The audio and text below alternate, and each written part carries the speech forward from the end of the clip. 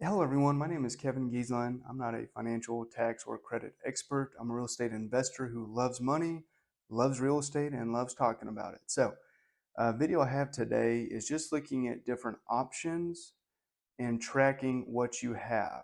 Okay, so what I've got here, this little printout, is basically my first seven properties on my list. I just did a little snippet of those. It's going to show what the rent is that I'm getting and what the payment is at the top. So you'll see current, and then beneath that is best case. My last video, I went over possibly increasing rent on a few of them if I did specific upgrades. So between specific upgrades and then maybe I just undershot rent this year just to get it filled or something like that, but I think I could get more in the future. I just like to track where am I at now, what is the best case situation if everything is upgraded and if everything is getting top dollar. So again, took a snippet of about seven or so here. Something I'd like to bring up for you is the second one. You'll see rent is $1,200, the payment's $1,097. I'm only getting $102 a month, and after repairs, I'm probably losing money on that bad boy. So a couple of things here. Most people would see that and be like, that's a problem. You're breaking even, losing money, no good, right? I had someone that, as far as I know, I'm pretty sure he owned over 50 houses. All right. Anytime this individual spoke to me, I did not say a word and I just listened because obviously what I want to do, he's already doing and accomplishing. And at one point he said, Kevin, it doesn't necessarily matter if you're making money on every single house. If you've got other homes that are making plenty, then you can afford to have one or two that are breaking even or maybe even losing some. And you could do that for different reasons. Maybe it's in a good neighborhood that's going to go up in value in the next 5 to 10 years and you want to sell it then. That could be a great reason. Maybe it's something that you could do upgrades to in the future, but you don't have the cash now. And the third reason, in my particular case, these folks are about to sign on for their third year at this property. And up until about a month ago, they've been zero headache. They've been super, super easy to work with, and we've had very minimal repairs.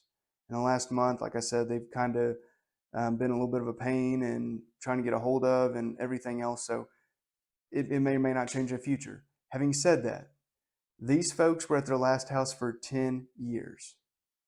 This mortgage of mine is on a 30-year note. If I'm making enough money from all my other rentals that I can afford to only make 100 on this one instead of making 3, 4, 500, but I have zero headache for the next 10 years, that counts for something. At least to me, it does. So honestly, I probably wouldn't notice an extra 200 a month in that account, but I would notice a bad tenant that's calling me every 2 weeks or whatever else. So like I said, these folks have been a little bit difficult the last month. We'll see how the next 2 or 3 months go. And maybe they're just in for one more year. I don't know. Now, I probably will have to raise rent next year because taxes, insurance, everything's still increasing. And so, at only $100 a month, you're probably losing. So after next year, I'm probably for sure going to be losing. So keeping that in mind, zero headaches, the idea of them maybe staying for 10 years, that's got to be worth something, right? Another one I wanted to bring you to, let's see here. If you look at the next to the bottom one, okay, this is a special home to me. It was owned by a different relative, and this relative sold me the property. And basically, I want to pay that off in 15 years, and I want to help this relative out with XYZ, okay? Now, this particular home, you'll see payment of $1,250. The payment's not actually $1,250, it's less. So I am making some money on this one. However, for my numbers and for my tracking purposes, I do apply extra principal each month to where it will be paid off in 15 years. So what does that mean? You'll see on the bottom section, the best case, it's only $750 for the payment, and I could possibly do some upgrades and increase rent as well. Well, right now, payment's $1,250. I'm getting that sucker paid off super quick. However, if I ran into a bad situation, cash flow was a problem, money in the bank was a problem, I could take away that automatic payment and all of a sudden now I've got extra money coming in. So again, for my tracking purposes, I want to know what I am paying on the top one. And the bottom one, upgrades aside, if I remove that automatic payment, then that shows, hey, I'll be making more money that can help offset my bank account or other properties. Let's see here. I thought I had one other one on here. Maybe I don't. Real fast, keep in mind, taxes and insurance change every single year. So even if you're not able to increase rent, these numbers will change every year, guaranteed. So keep on top of it. My goal was to make about 7,300 a month before repairs, and I was that way. I was above that, but then after you add in taxes, insurance, both increasing, I'm a little bit under that now. But again, it's good to track it so you know. I know what the other one was. I don't have it on here. We've got a 4-bed, 2-bath, 2-car garage home. And right now I'm getting 2,000 a month. And I think 2,000 is reasonable. Having said that, most people don't necessarily know the cycle. So like I have an investor that's looking at buying in the LBK for college students, and he thought as long as you get the house by July 15th, you can have college kids. Well, most college kids move in July or August 1st, and a lot of them are gone for the summer. Most of them do not stay in Lubbock, at least in my experience. So the longer you wait, if you wait till July, you may have a couple of last minute students, but for the most part, they've probably already found their new housing.